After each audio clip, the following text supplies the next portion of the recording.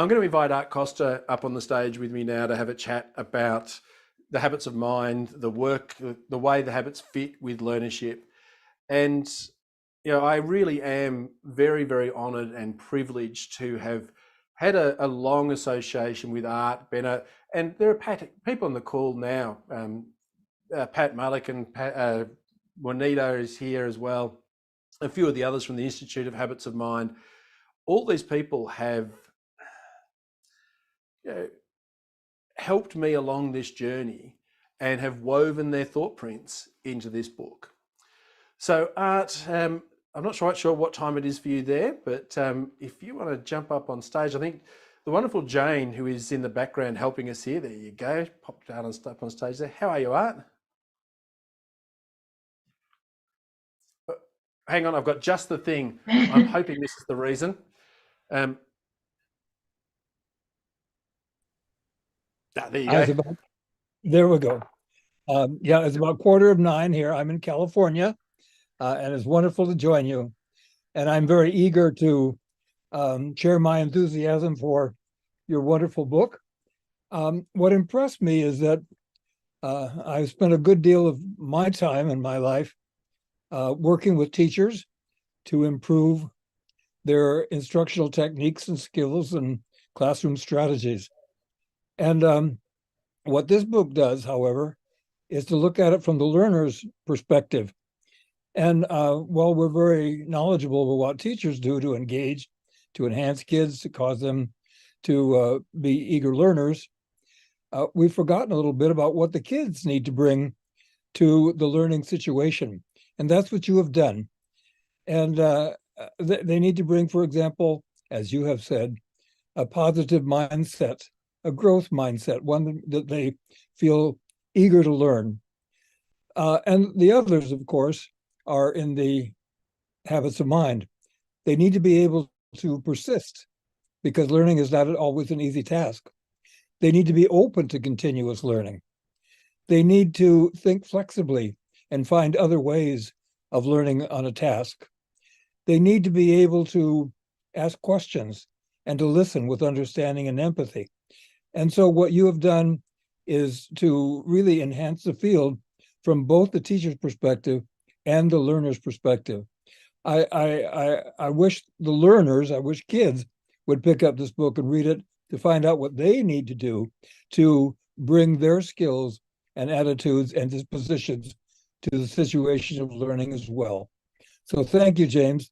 I'm delighted, and I cherish our wonderful collaboration and the journeys that we have taken together. We've known each other for a long, long time, and I've enjoyed every minute of it. Thank you. Thanks, Art. Thanks for staying up so late as well for it. I was thinking about this before. Do you remember a trip we took to Rockhampton? And we were working with Rockhampton Grammar.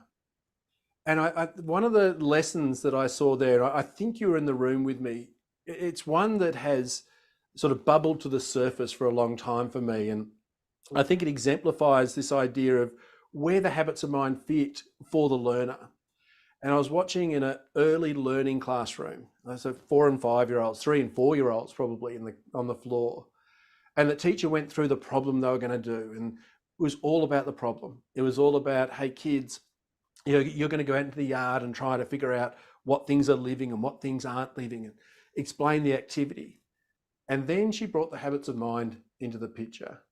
She said, now, she had one little whiteboard here with all the habits. And she said, which of the habits of mind are going to help you do that? And it wasn't about the habits, it was about the problem. And the habits were the behaviors to help them solve those problems. And that, as far as the kids were concerned, if they went home that day and mum and dad said, what did you learn about today? They would have said living and non-living things. If mum and dad had asked about how did you learn about them, they might have talked about the habits of mind then.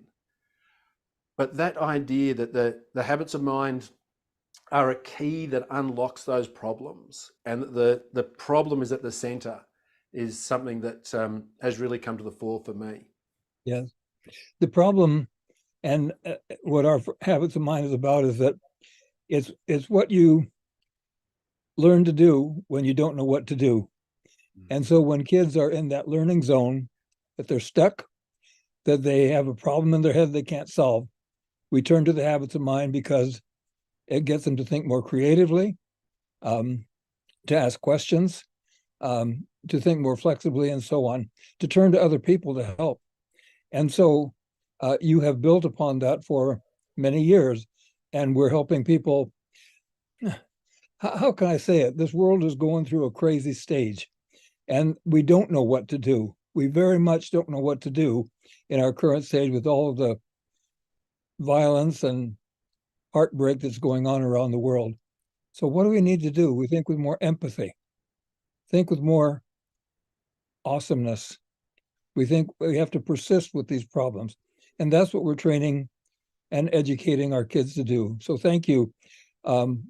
You're making the world a more thoughtful place, which is what we're all about. Thanks, Art. And I think that's the point I made at the beginning of the book, that the world is changing more rapidly than ever before. And Exactly. as you said, when these habits of mind are most useful when we go into our learning zone. And maybe there was a time when you could just choose to go into your learning zone. But that's not today. Today, the world changes so rapidly and it's so much more complex that we find ourselves in our learning zone. And so we've got to be cultivating those habits of mind to prepare us, to future-proof ourselves for those challenges of the future. Exactly. Look, Art, I could sit here and talk all day, and I'm sure there are people in the room that would love to just hear us banter all day, but we have only got an hour, so, and I know it's late for you. So thank you very, very much for your input into the book, both in terms of looking at it, but the thought prints that run through it, and for the enormous contribution you've made to me personally and my career as a whole as well. So thank you very much. Thank you and congratulations.